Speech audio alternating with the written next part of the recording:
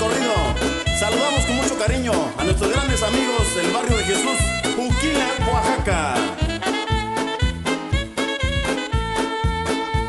Decían que cargaba el diablo, mentiras, no traía nada.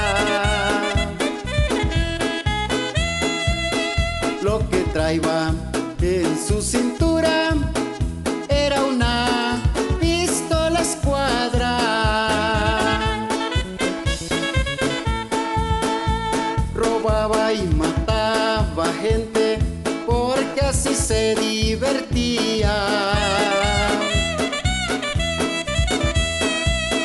Su cabeza tenía precio, 15,000 pesos valía. Juan Marta era aguerrido y temido del gobierno. Los rurales le temían como si fuera veneno.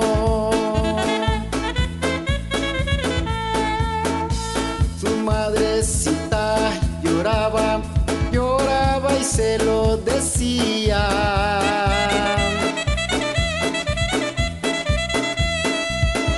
Si me dieran libre a mi hijo, 15,000 pesos daría.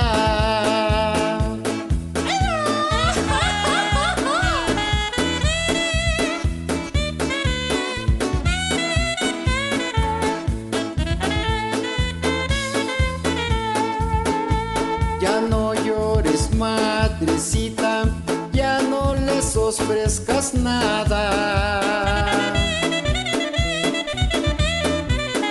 Que llegando a aquel cerrito, yo me río de la acordada.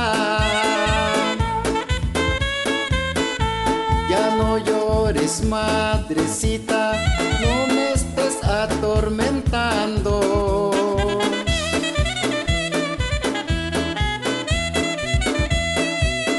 Que de 100 vidas que debo,